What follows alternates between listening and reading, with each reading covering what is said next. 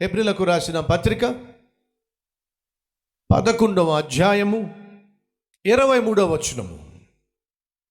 మోషే పుట్టినప్పుడు అతని తల్లిదండ్రులు ఆ శిశువు సుందరుడై ఉండుట చూచి విశ్వాసమును బట్టి రాజు యొక్క ఆజ్ఞకు భయపడక 3 మాసములు అతనిని దాచిపెట్టిరి. దాచిపెట్టండి. ఆ తల్లి ఆ తండ్రి వారి కుమారుడు అందముగా సుందరముగా ఉన్నాడని చూచి విశ్వాసమును బట్టి ఆ కుమారుణ్ణి దాచిపెట్టారు.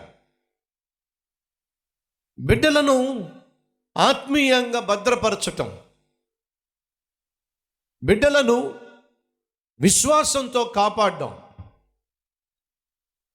ప్రార్థనతో పెంచడం, ఇది ప్రతి తల్లి తండ్రి బాధ్యత. నా భార్య చాలా మంచి ప్రార్థనా పరురాలండి అని చెప్పడం గొప్ప విషయం కాదు. నువ్వు ప్రార్థనా పరుడు కావాలి. నా భర్త చాలా మంచి ఆత్మీయుడండి చెప్పడం గొప్ప కాదు. నువ్వు ఆత్మీయురాలు కావాలి. మోషే తల్లి తండ్రి ఇద్దరూ కూడా ఆత్మీయులు. ఇద్దరూ కూడా ఆ కుమారుణ్ణి పెంచటంలో బాధ్యతను వహించారు. అనేక సందర్భాల్లో బిడ్డలను పెంచే విషయంలో సాధారణంగా భర్త భార్యకు బాధ్యతలు అప్పగించేసి నువ్వే చూసుకో, పెంచడం కానీ చదివించడం కానీ నువ్వే చూసుకో అని చెప్పి పిల్లల్ని వదిలేస్తూ ఉంటాడు. ఎగ్జామ్స్లో మార్కులు తక్కువ వచ్చినా, వాళ్ళ ప్రవర్తన సరిగా ఉండకపోయినా, వాళ్ళు చెడిపోతున్నా సాధారణంగా భర్త ఏమంటాడో తెలుసా? నీ పెంపకం అలా తగలడింది, ఎలా తయారయ్యారో చూడు, ఎలా తయారు చేసావో చూడు నీ బిడ్డల్ని అని చెప్పి నీ బిడ్డల్ని అని అంటాడు. నీ కొడుకు చూడు ఏం మాట్లాడుతున్నాడో, నీ కొడుకు చూడు ఎలా తయారయ్యాడో అని భార్యను పట్టుకొని నీ కొడుకు చూడ అని అంటున్నాడే. తనకు కొడుకు కాదా అండి? కొడుకు చెడిపోతున్నప్పుడు, పాడైపోతున్నప్పుడు సర్వసాధారణంగా భర్త ఏమంటాడో తెలుసా? నీ కొడుకు, నీ కూతురు. అదే కొడుకు ప్రయోజకుడైతే, అదే కొడుకు ఉన్నత విద్యను అభ్యసిస్తే, మంచి మార్కులు సంపాదిస్తే, నా కొడుకు. మంచి పద్ధతి కాదు.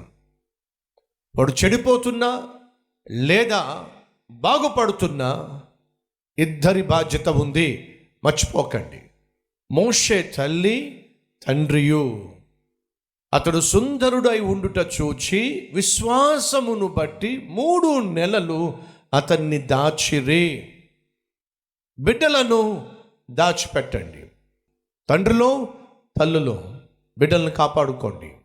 చిరు ప్రాయంలో వారి చుట్టూ ప్రార్థనా కంచె వేసి ఇంటిలో ఆత్మీయతను పంచి పెంచకపోతే, మొక్కగా ఉన్నప్పుడే వారిని మోకాళ్ళ మీద వంచకపోతే, వాళ్ళు మ్రానుగా మారినప్పుడు నీ మాట వినే ప్రసక్తి లేనే లేదు.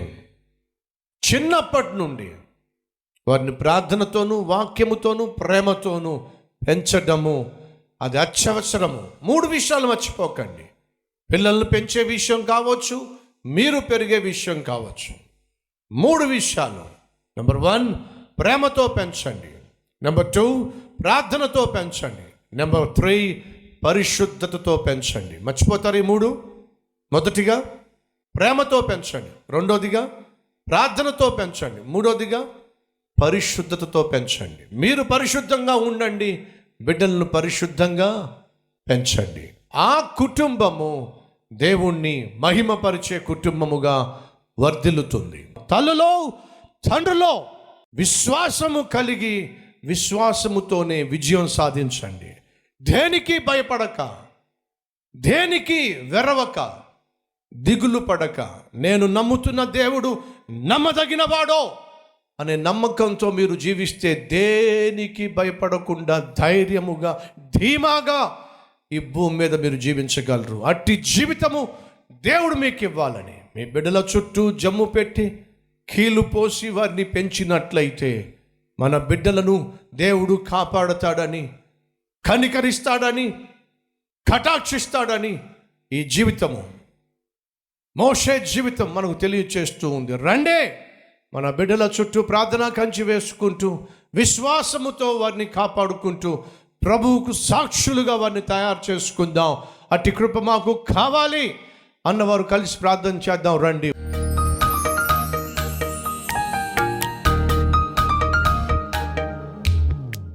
మహాపరిశుద్ధుడు అయిన ప్రేమ కలిగిన తండ్రి, బహుసూటిగా బహు స్పష్టంగా మాతో మాట్లాడావు అయ్యా.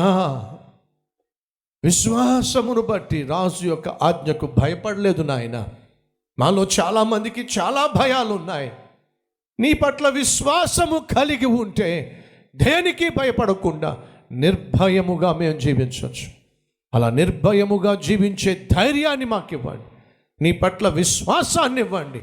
నీ సెలవు లేకుండా తల మీద ఉన్న వెంట్రుక కూడా రాలదు అనే నమ్మకము, విశ్వాసము మేము ప్రశాంతంగా జీవించటానికి, సమాధానంతో జీవించడానికి దోహదపడుతుంది. ఆ విశ్వాసము నాకు దయచేయి నాయన, మాకు దయచేయ్యా.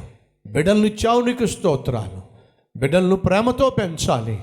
చదివించాల్సి వచ్చినప్పుడు, ఇతర ప్రాంతాలకు, పట్టణాలకు, దేశాలకు పంపించాల్సి వచ్చినప్పుడు నాయనా నీ పట్ల నమ్మకంతో, విశ్వాసంతో, అలాగే ప్రార్థనతో, కన్నీటితో వారిని భద్రపరుచుకునేటటువంటి ఆత్మీయత మాకు దయచేయమని నాయనా, విశ్వాసముతో ఆ కుటుంబాన్ని కాపాడుకొనలాగున సహాయం చేయమని యేసు నామం పేరట వేడుకుంటున్నాం తండ్రి. ఆమెన్.